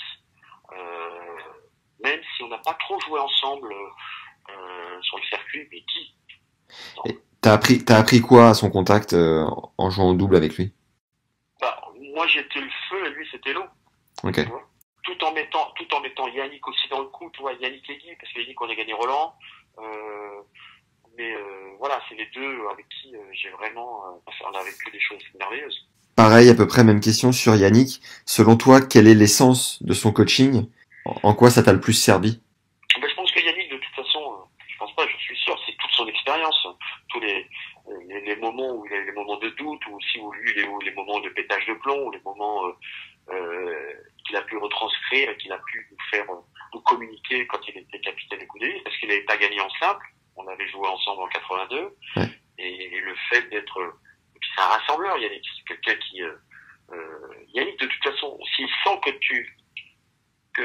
tu vas dans sa direction et que tu as le potentiel, il fera le maximum, tu vois ce que je veux dire. Ouais. Yann, c'était notre grand frère. Après, ce qu'il a pu faire par la suite, après, c'est lui personnel. Quand tu vois sa carrière, quand il a pu faire, chanteur, faire tout ce qu'il a fait, c'est exceptionnel. Ouais. Mais il a propre vision. Du moment que tu vas dans son sens, il donnera tout. C'est bon ça. T'as participé une fois au Master ou plusieurs fois? J'ai pas. Oh là là, toi, je te pète des claques, toi. Ah ben. 3 fois.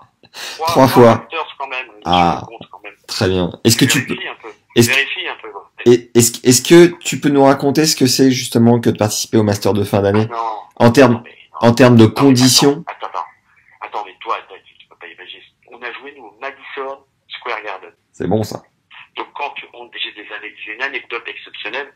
Alors, quand tu te retrouves avec Lendl, Villander, McEnroe, Noah, Connors, les tout débuts, non, il n'y a pas Conrad, il y avait Edberg, Becker, Max, Yannick, Lendl, moi, peut-être Tim Mayotte ou un Gomez, et tout d'un coup, toi t'attends, moi je dois jouer contre Edberg, et puis chacun ta loge, donc t'as les 8 meilleurs joueurs du monde de l'année. Ah, c'est exceptionnel. Le truc, c'est un truc de mutant, parce que tu passes une semaine, le mec, tu te prends pour Dieu, quoi. Ouais. Tu vois, c'est un truc exceptionnel. Et tu vas jouer là-bas, et à un moment, moi, je dois jouer contre Edberg, je suis dans ma petite loge, et puis j'entends de la musique. Ouais. Puis putain, c'est quoi ce bordel? Et puis j'ai à côté, puis tu dis, mais c'est quoi? Puis je dois jouer Edberg, je rentre dans la loge de Max, il y avait Sting, qui chantait, Ouais. avec Max, les Rolling Stones, il y avait Mick Jagger, il y avait Keith Richards qui était là, et les mecs qui chantaient, avec la guitare, et tout le monde chantait. Il y avait Yannick, on chantait. Et on était le bordel. Et puis à un moment, il y avait le Gerbi qui dit, faut y aller. Je dis, attends, putain, on n'a pas fini, il faut encore, on chante encore un peu. Et il y avait Edberg qui m'attendait et tout. Je suis allé jouer Edberg et je lui ai mis 1 et 2. C'était l'échauffement, putain, parfait. C'était l'échauffement. Alors, il comptait plus rien, mais j'ai perdu mes 2 matchs, c'était pour du beurre, tu vois. Ouais. Et c'était drôle, toi, des anecdotes comme ça, t'imagines, toi? Extraordinaire. C'était ça, notre génération, nous, on n'avait pas de portable. Ouais. C'était la musique, et c'était le Walkman, ouais. Mais les mecs venaient, on chantait, quoi. C'est des trucs de fou. Tu lisais l'équipe ou tu regardais ce qui s'écrivait sur toi? Bah oui. Comment ça t'impactait? Moi, j'étais assez impacté là-dessus. Ça me dérangeait. Tu vois, j'aimais mieux qu'on parle mieux de moi que mal. Bon, Ouais, il y en avait forcément. un, par contre, qui était un journaliste qui s'appelait Gérard Baudouin, Ouais. qui était au Figaro. Il me cassait, mais du matin au soir. Ah, merde. Je pouvais gagner, mais il disait toujours que j'étais nul. Donc ça m'a commencé un peu à m'énerver. Puis un jour, il a eu une hernie discale. Il a été cloué au lit pendant 6 mois. Et il a compris ce que t'avais vécu. Et là, le mec, il a compris. Il a fait, mais attends, je comprends, je suis désolé. Ouais, oui, mon gars, putain, t'as pas arrêté de me tailler du matin au soir. Mhm. Donc voilà. Mais sinon, c'était important. Ça me touchait, toi. Ouais. Ça me faisait chier, quoi. Je me démerdais quand même pour essayer de mieux jouer, de pouvoir comparer mieux de moi, quoi. Mais l'année 88, je peux te dire que j'ai bien morflé. Oh là là. Tu te souviens de ta plus grosse fiesta sur le circuit? Oh, il y en a pas qu'une, hein. Il y en a eu beaucoup, hein. Avec Yannick, aussi, on en a une à Monaco. Avant qu'on joue la finale du double, on va la veille dans une pizzeria, juste au-dessus du restaurant Rampoldi, et le mec, il vient nous voir, il fait, les gars, vous pouvez tout casser ce soir, je refais le restaurant. On lui dit, mais non. Si, et on a tout cassé. On a cassé les assiettes, les meubles. Moi, je rêvais de lancer une bouteille, tu sais, dans le bar, comme dans les westerns, tu sais, quand on les fait, les mecs dans les films, je l'ai fait. Et j'ai tout explosé. Tout. On a fumé sur les murs, on a tout fait. Ça, c'était un truc de fou. À Monaco, les flics sont arrivés. Enfin, bon, c'est un truc de fou. Avec Yann, avec toute sa bande de Brésiliens, là, voilà. C'était ça. C'est bon. T'as gagné 3 917 596 $ de prize money, en simple et double confondu. Quel regard tu portes sur ce montant? C'est énorme. C'est énorme. Pour l'époque, c'était énorme. Par rapport à aujourd'hui, on est bien loin de ce que peuvent gagner encore quand tu es 5e mondial. Voilà, donc c'est énorme. C'est énorme. Ouais. Est-ce que tu te souviens de la fois où t'as gagné ton premier gros chèque et ce que t'as ressenti? La première fois que j'ai gagné mon premier gros chèque, j'ai acheté une montre à mon père. Ah, et beau geste. Voilà. Et le plus gros craquage que t'aies fait en termes de dépenses suite à un bon résultat? Oh, c'est les bagnoles. Moi, j'ai dû avoir je sais pas combien de bagnoles. J'étais fou. Ouais. J'ai acheté des bagnoles, je roulais. Mais par contre, j'ai acheté parce que je roulais, moi. Ouais. Moi, je faisais des courses de voiture. Tu vois, je roulais. C'était pas les trucs simplement pour voilà. Avec ton vécu et ton expérience sur ce sujet, quelle est aujourd'hui ta définition de la richesse? La richesse et la santé, c'est ce que tu as dans ton cœur. Le reste, c'est tout du matériel, ça ne vaut rien. On peut le voir en ce moment, hein. Ouais. Moi, je veux dire. Hein. Parce qu'on en a foutre. Et au contraire, je pense que c'est important aujourd'hui de pouvoir remettre un peu les pieds sur terre et de se dire qu'est-ce qui est important dans notre vie. Bien sûr que c'est bien d'avoir un bel appartement, une belle maison, d'avoir nos enfants en pleine santé, qu'on puisse être bien et qu'on travaille pour ça. Ça, c'est le plus important, tu vois. Après le reste, je te dis ça avec la voix du sage, parce qu'aussi j'en ai profité, parce qu'aussi j'ai eu la chance de pouvoir vivre des choses extraordinaires. Lorsque tu n'as pas vécu, et que je peux comprendre certaines personnes qui vont dire ouais mais Henri ça va, il a vécu, il se la pète et tout ça. Oui, j'avoue je me la suis pété, j'avoue j'ai eu la chance de pouvoir en profiter, j'avoue que j'ai connu ces choses-là, mais c'est pas la chose la plus importante. Et ça change rien. Ouais. Tu vois ce que je veux dire? Un traditionnel rappel pour nous filer un coup de main qui, je te l'assure, fait la diff sur le long terme. Mets-nous un like si t'es sur YouTube dès maintenant, 5 étoiles si t'es sur Apple Podcast, et un commentaire sympa sur les dos, c'est du fuel pour nous pousser à continuer de te régaler. Pour rappel, t'as accès à la 6e masterclass avec le prépa physique de Ben Bonzi, actuel 63e mondial, Ralph Bogossian, dans laquelle on te donne toutes les clés pour travailler ton œil et avoir une meilleure lecture de balle sur le terrain d'une part. Puis Ralph te montre et te transmet toutes ses connaissances pour mieux te déplacer sur le court, avec un meilleur ancrage et une plus grande stabilité à la frappe. Découvre la bande-annonce qui est juste en dessous, c'est le premier lien en description. Allez, on y retourne. Quelle est ta vision des choses sur le circuit actuel qui peut être un peu lisse et aseptisé avec des codes bien établis, tu vois, des vestiaires dans lesquels rien ne fuite. C'est quoi ton point de vue là-dessus? Le problème qu'on a aujourd'hui, c'est que tout le monde sait tout sur tout le monde et tout et n'importe quoi, avec les réseaux sociaux, avec la connectivité, avec quand on voit sur les différents, tu sais, quand on voit les différents films. Moi, je vois beaucoup de séries en ce moment, et aussi des films d'espionnage et tout ça, mais c'est déjà en route ici, hein. On sait tout sur tout le monde, hein. Ouais. Je crois que regarde la Formule 1 comment c'est devenu et ça redevient bon. Là, il commence à lâcher un peu la bride pour dire bon, il faut quand même arriver que tout le monde soit un petit peu plus égal, tu vois. Mais malheureusement, le tennis, ils font pas attention, ils vont le tuer parce qu'il y a plus, il y a tellement de possibilités dans les d'autres sports qu'on puisse voir maintenant sur le net ou sur nos smartphones que si on fait pas attention, le tennis il va passer de l'autre côté de la barrière. Et ça veut dire quoi selon toi? Ça veut dire qu'il faut changer un peu le format de jeu? Ça veut dire quoi selon toi? C'est quoi ton intuition sur l'évolution du tennis? Déjà, faut qu'ils allègent le calendrier, faut qu'ils arrêtent. C'est pas possible. Il y a beaucoup de tournois qui ne gagnent pas d'argent et qui sont vraiment dans une situation très compliquée. Qu'ils arrivent un petit peu à évoluer aussi, malheureusement. C'est un ancien qui dit ça, mais malheureusement parce qu'il y a tellement d'autres sports où ça va vite pouvoir aussi évoluer et que ça soit un peu plus dynamique, plus rapide, plus arrêter de faire les mêmes surfaces partout, parce qu'on a toujours les mêmes joueurs et ça joue toujours du fond de cours. On voudrait avoir des mecs qui soient un peu plus, qui aient un coup de poker, pardon, tu vois, des surfaces différentes. Et puis peut-être un format sur certains tournois plus court. Ok. Faut regarder. En cas de jeu? Ouais, tu sais quoi, sur les jeunes, déjà, ils le font. Je pense que c'est bien, parce que ça leur a permis de pouvoir prendre certaines missions. Sur certains tournois, peut-être trouver peut-être en 4 jeux, peut-être pas, mais peut-être de jouer le Noah, peut-être Noah, et puis jouer le Let. Le Let, ouais. Et puis évoluer aussi dans les autres tournois. Ouais. Ils vont être obligés, sinon le tennis va mourir. Là, déjà, le tennis n'était pas dans une bonne situation, parce qu'à part les tournées Grand Chelem, et encore, tu vois, je veux dire, là, ça va prendre un grand coup de casquette dans la tronche. Mais il va falloir qu'ils fassent attention, parce que là, ils sont en train de tuer le truc, quoi. Ils vont le tuer, hein. Quel est le joueur que tu admires le plus aujourd'hui? Il y en a pas qu'un. Bon, c'est Roger Federer, bien sûr. Il vit sur notre planète. Après, t'as les trois joueurs, là, que je vais nommer, même 4, il y en a beaucoup, mais vraiment, moi, je mets Roger après Rafa et Novak, tu vois. Ok. Ces 3 joueurs sont exceptionnels.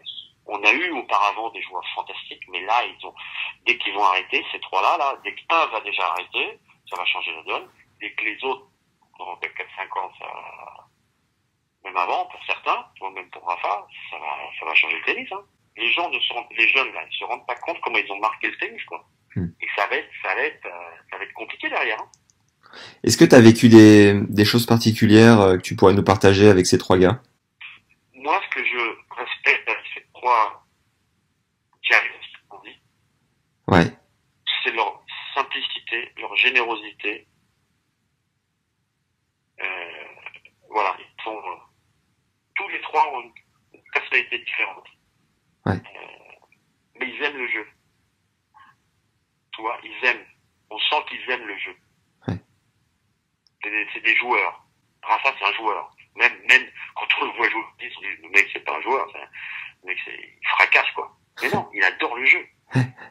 Roger, on le sait.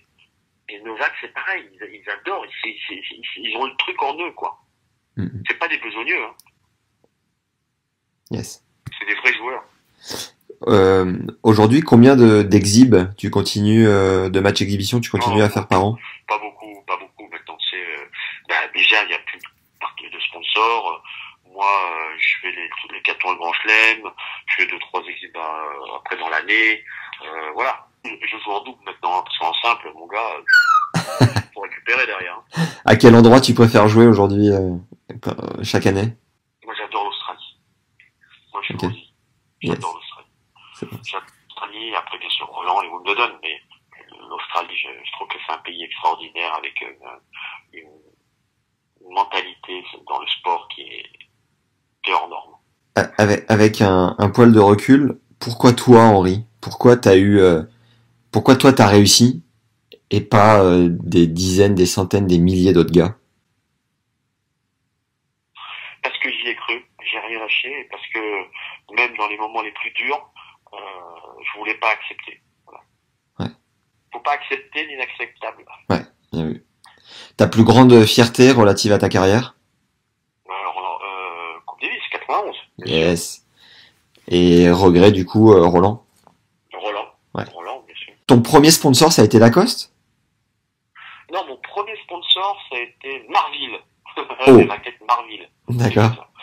Après, mon premier, ça a été vraiment gros partenaire, ça a été LS. Ah oui, ok. Parce Et- que c'était Guillermo et Yon qui étaient contre LS. Ouais. Et après, il faut savoir aussi que la Head Prestige a été faite pour moi au départ. D'accord, la fameuse.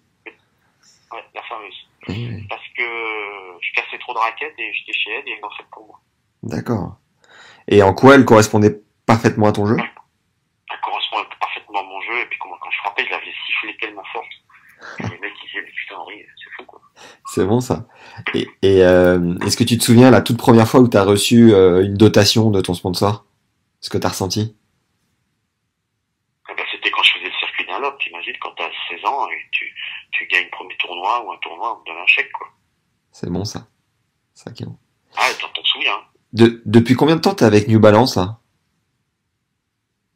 Non, je suis pas, enfin, il me file les fringues, il me filait les fringues l'année dernière. Ouais. Là, maintenant, je porte que ces chaussures. J'ai plus de contrat New Balance. J'ai jamais eu de contrat, d'ailleurs. Ah Je le d'accord. faisais pour Franck. Je le faisais pour Franck parce que voilà, et puis je m'occupais un petit peu d'Aravan, Rezaï, là, qui voulait revenir, mais maintenant, elle est partie dans une autre dimension. D'accord. Donc, on avait le partenaire, mais là, moi, je porte juste que les chaussures. D'accord. Et pourquoi avoir arrêté avec Lacoste? Comment ça fait que ça soit fini? Parce qu'ils ont voulu arrêter. D'accord. Et Aravan, qu'est-ce qu'elle fait? Je sais pas. Ah, bon. Elle vit sa vie. Ok. C'était une période qui était encore pu être intéressante, mais après, elle voulait de ses propres ailes, elle n'a pas voulu accepter qu'on lui mette en place. D'accord. J'ai regardé un petit peu sur ton site internet. Comment ça se fait qu'on puisse acheter des trottinettes sur ton site, Henri? Ah bon? Ouais. On peut acheter des trottinettes sur mon site. Ah Ça ne m'étonne pas. T'es ouf, toi? Je vais regarder ça. C'est vrai qu'on peut acheter des trottinettes? Ah, je te jure. Non. Ah, mais c'est extraordinaire. Tac, tac. Attends, faut que je retrouve l'onglet. Ouais, t'as un onglet Shop en haut. Et sur le Shop, t'as Smart Scoop.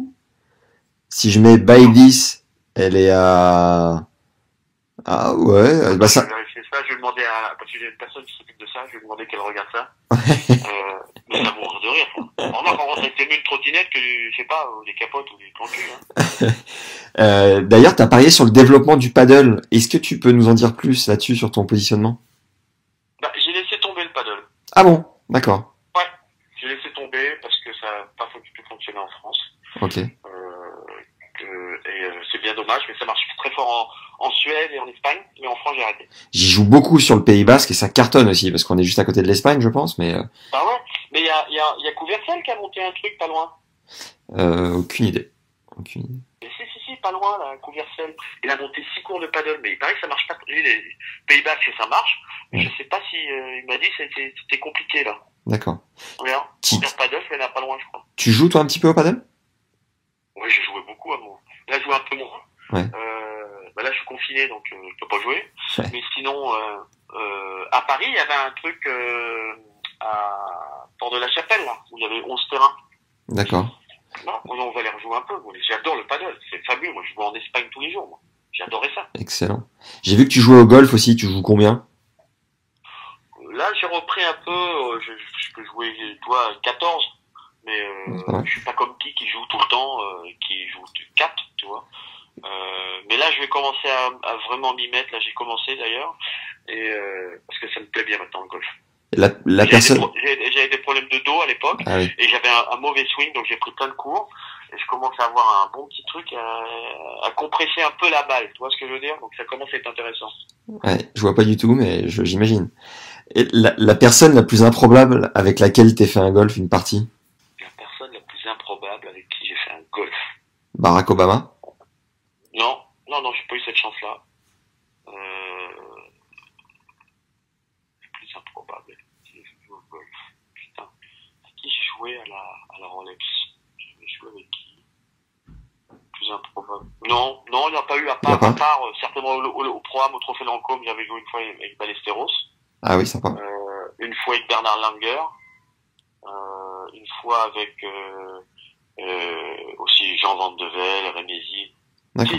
Un truc improbable que j'avais fait la Dunhill Cup à St Andrews, en Écosse. Ouais. Avec Jean Van de Velde.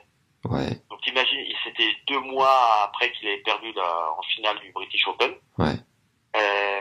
Et devant moi, un monsieur que j'adorais, j'avais sympathisé un peu avec lui, on se parlait un petit, il était très gentil, c'était Payne Stewart. Tu sais, c'était le mec qui est mort dans son avion privé. Ah oui. Toi, tu regarderas, c'est un mec qui s'habillait d'une façon avec des pantalons un peu d'été drôle. Ouais. Et devant moi, il y avait donc Payne Stewart, Ivan Lendl et Michael Jordan. Ouais, T'imagines, belle brochette. Et toi, tu joues à St Andrews et t'as les gens qui se mettent comme les professionnels. Je leur fais, parez-vous un peu à droite parce qu'à mon avis, je vais en démater 2-3. Donc, on avait bien rigolé, on s'était marré avec Jean Van de Velde. Ça, c'est un très très beau souvenir. Et Guy a pas essayé à t'apprendre à surfer sur la côte basque? Bah, moi, j'ai essayé, mais le problème, tu sais, comme j'ai eu 3 hernies discales opérées, ouais. J'ai le dos, je peux pas me rester trop longtemps en cambrure parce que là, sinon, je suis mort, quoi. Ouais. Trop mal. Pour parler rapidement de ta carrière de consultant, la fois où tu t'es le plus foutu la pression, où t'avais les gens qui tremblent? Ah bah là, les premiers jours. Ouais. Parce que j'ai arrêté ma carrière en 96 et tout de suite derrière, j'étais consultant à France Télévisions. D'accord. Qu'est-ce que tu préfères dans ce métier? Non, moi j'ai beaucoup appris. C'est un super métier, c'est un beau métier. Je trouve que c'est fabuleux de pouvoir le faire. Moi j'ai eu la chance que maintenant Eurosport m'a donné ma chance quand j'ai eu mon émission pendant 6 ans. Ouais.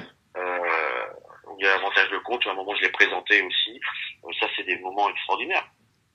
C'est fabuleux. La partie la plus contraignante au contraire de ce métier, ce serait laquelle, selon toi?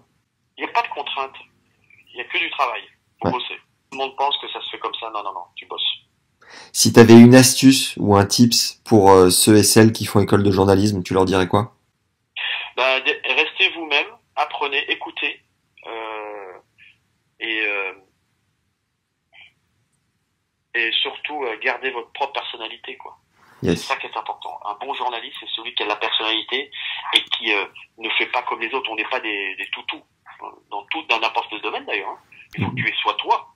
Il faut que tu aies ta propre et surtout bosser et donner le petit coup de plus, quoi, le petit mot de plus, la petite anecdote de plus, le petit truc qui va faire que tout d'un coup, lorsque vous vous retrouvez devant une personne qui vous impressionne comme nous, on peut jouer un joueur, eh bien c'est d'être différent et de trouver l'endroit, le moment pour le faire un petit peu sourire, pour qu'il puisse un peu se dévoiler, quoi. Yes.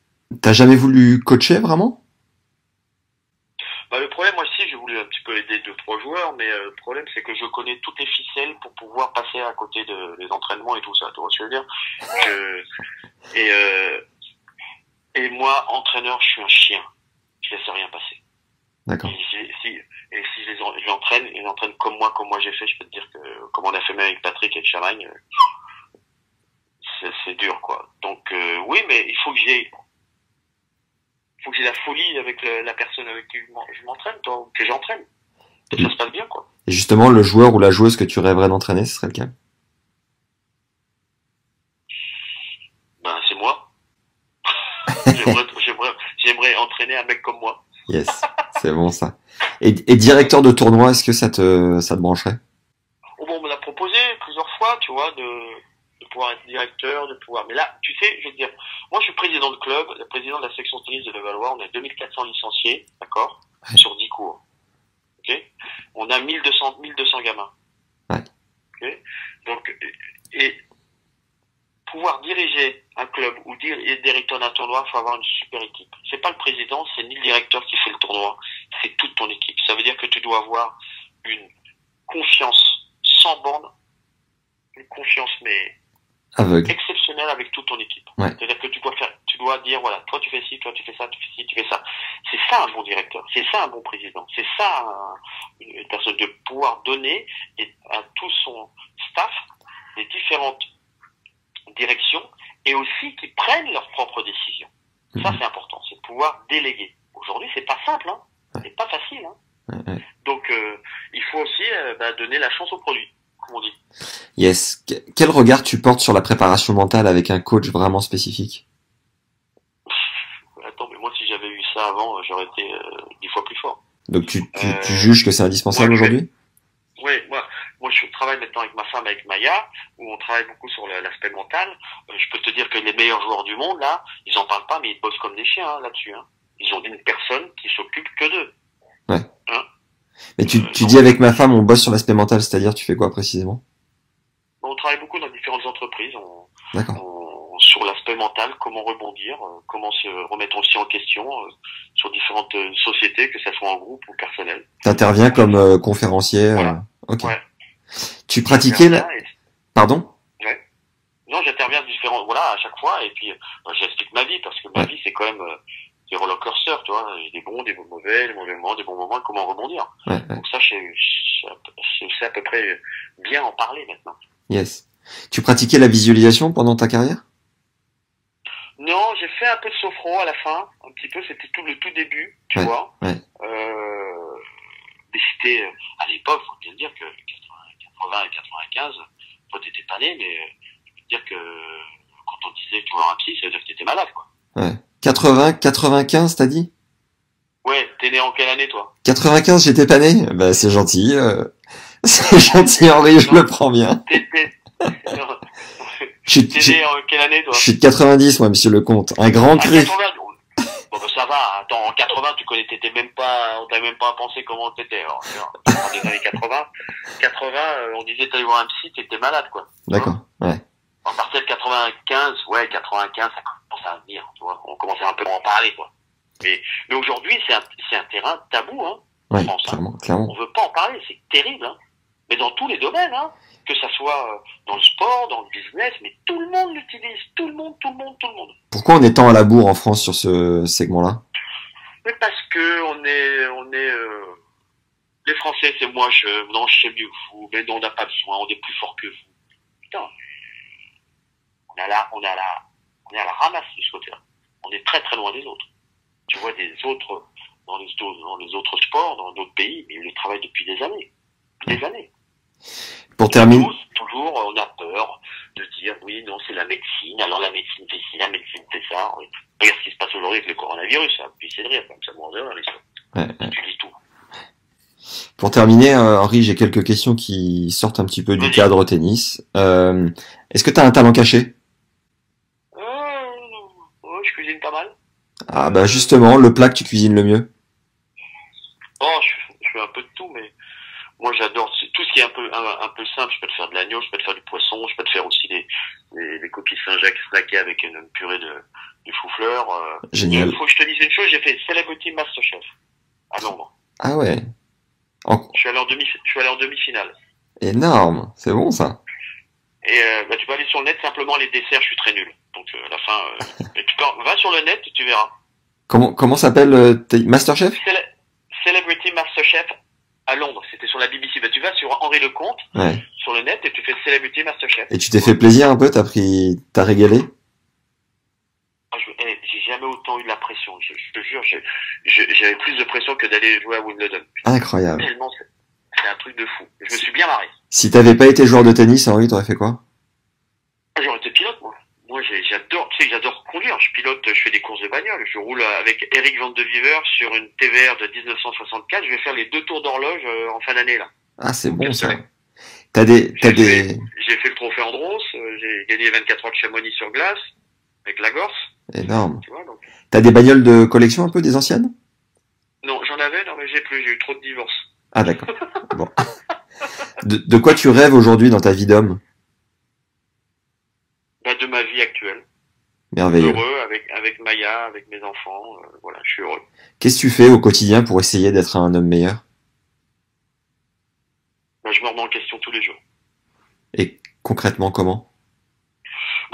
C'est-à-dire que tout ce qui s'est passé la veille, on sait bien, mais le lendemain, on essaie on n'essaye pas, on fait, on n'essaye pas, faut jamais dire essayer. On fait, déjà on fait fait le maximum pour que tout fonctionne pour le meilleur du monde.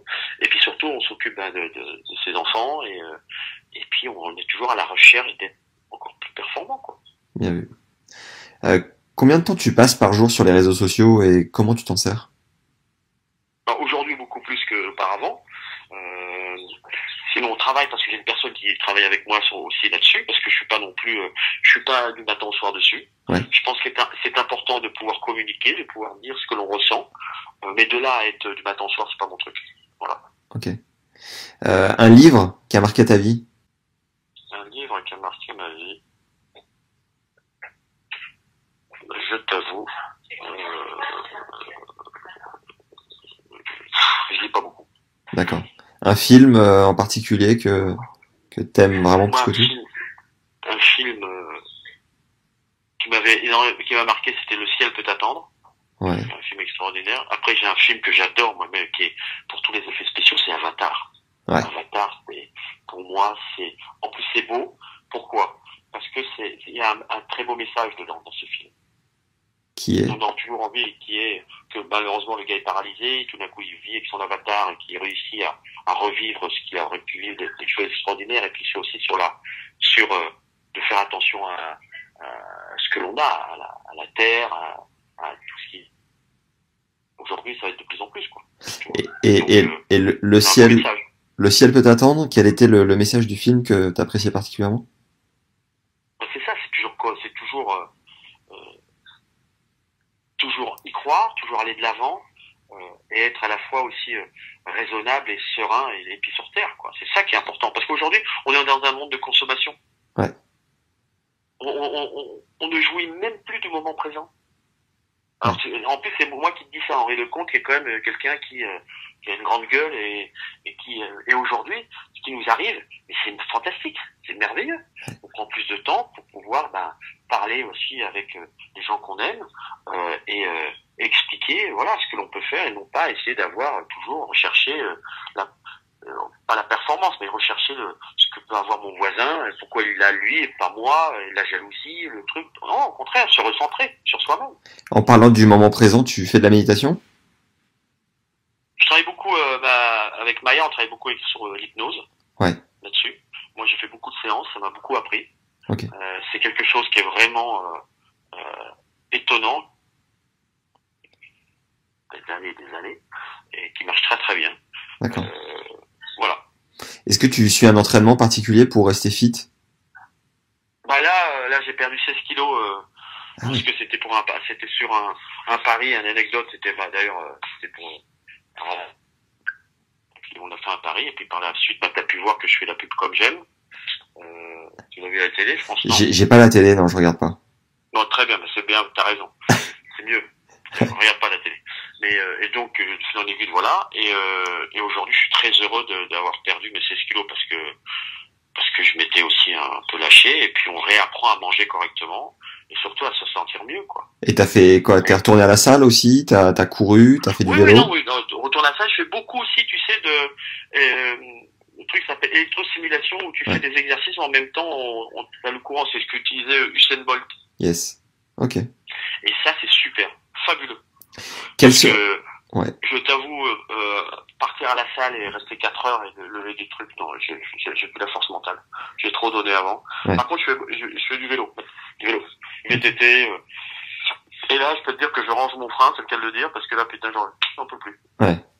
Quels seraient les mots que tu adresserais au petit Henri quand il a commencé le tennis ou quand il savait pas tout ce qui allait l'attendre? Quels seraient les mots que tu choisirais pour le réconforter et lui dire qu'il est sur la bonne voie?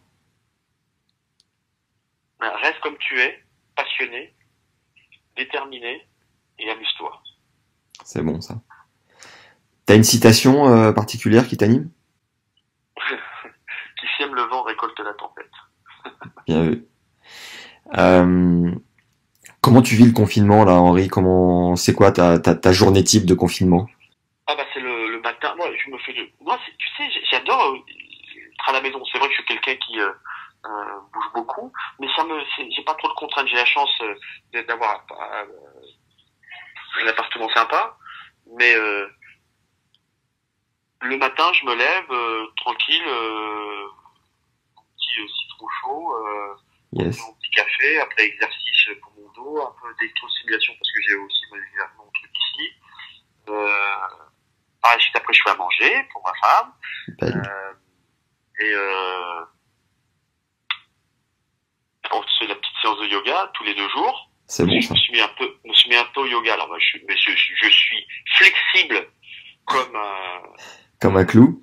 un clou. C'est-à-dire que le clou encore, il est peut-être flexible, toi. Je suis raide comme un pastacé. Donc, mais ce qui est bien, c'est pourquoi ça m'apprend à avoir quelque chose de différent. Donc, on fait ça. Plus moi, ça me reprend les postures que je faisais quand je faisais ma rééducation du dos. Ouais. Donc ça, c'est bien.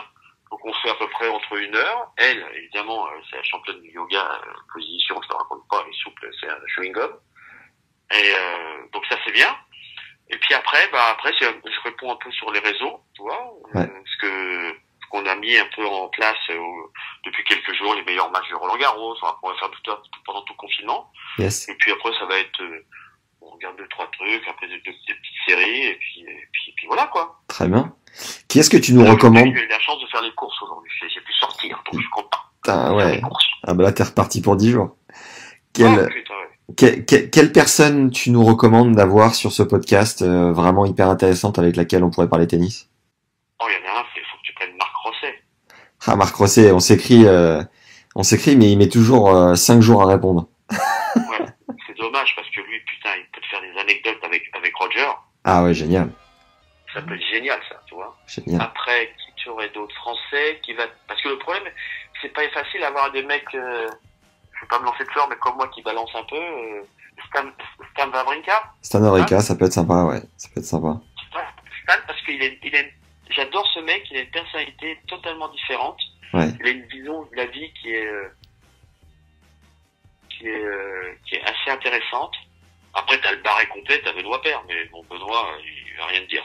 Pareil, Mélancolique, lui. on C'est un cherche. mélancolique. On cherche à le contacter, c'est pas évident, mais on travaille. Mélancolique, lui. C'est un mélancolique. Est-ce que tu nous aiderais à avoir Guy Forget? Bah écoute, je vais voir ça avec lui et je te tiens au courant. Génial. Merci Henri, vraiment. Merci beaucoup. Ok. À très bientôt. De rien. Ciao, Allez, ciao. salut. Ciao. Merci Henri pour ce moment passé ensemble et merci à Capucine de l'avoir rendu possible. Viens nous dire en commentaire ce que t'en as pensé. J'adore lire vos retours. Mets-nous 5 étoiles si t'es sur Apple Podcast et un like sur YouTube. C'est le nerf de la guerre pour nous aider à faire connaître notre travail et avoir des invités qui continuent de te régaler semaine après semaine. Le bouche à oreille, comme disent les Réunionnais, marche à merveille aussi pour faire connaître et grandir le podcast. Alors envoie cet épisode à un pote à toi, à qui Riton remémorera quelques bons souvenirs de l'époque. Et abonne tes amis à la chaîne, que ce soit au format audio sur Apple Podcast ou Spotify, ou sur YouTube au format vidéo, donc directement sur leur téléphone, ne leur laisse plus le choix. Merci aux tipeurs qui nous soutiennent, tu peux aussi le faire à hauteur de 3 € par mois, soit la moitié d'une paire de chaussettes, et ainsi mettre ta pierre à l'édifice, ça fait plaisir. Cette semaine, on lance notre 6e masterclass dédiée à la préparation physique, et c'est la première qui est tournée sur le cours. Ralph Bogossian, un des 2 prépas physiques de Benjamin Bonzi, actuel 63e joueur mondial, met ses connaissances à ta disposition pour travailler ton œil, ta vision et ta lecture du jeu et ta qualité de centrage à la frappe d'une part, pour jouer et te déplacer tel un chat à la David Nalbandian. Et la seconde partie de ce nouveau cours est dédiée au déplacement, donc au freinage et à l'ancrage pour une meilleure stabilité dans tes coups. Le but de cette masterclass est de mieux lire les trajectoires pour t'organiser beaucoup plus rapidement sur le terrain, d'être moins stressé dans tes coups sous pression et d'être toujours bien placé derrière la balle. T'as accès à un programme détaillé et à la bande-annonce de ce nouveau cours en description juste en dessous. Il est de plus d'1 heure, il est enregistré donc sur le terrain, au soleil, et c'est possible de le suivre au format audio et vidéo. Et je t'ai également concocté un support écrit en complément. Pour t'abonner et recevoir une nouvelle masterclass tous les 15 jours, t'as un lien juste en dessous. Et si tu veux avoir accès à une seule masterclass en particulier, c'est aussi possible en allant tout en bas du lien en description ou en m'écrivant à max@tennislegende.fr. Si tu as des idées de partenariat ou autre, tu peux m'ajouter et m'écrire sur LinkedIn à Max Zamora, Z-A-M-O-R-A, et sur Insta à Max Emia, le tout attaché, et E-T-M-I-A, M-I-A. C'est toujours un grand plaisir d'échanger, et je réponds à tout le monde. À très vite avec un hors-série spécial prépa physique avec notre expert Ralph Bogossian. D'ici là, merci pour les bonnes ondes, prenez soin de vous, et à très vite les légendes. Ciao.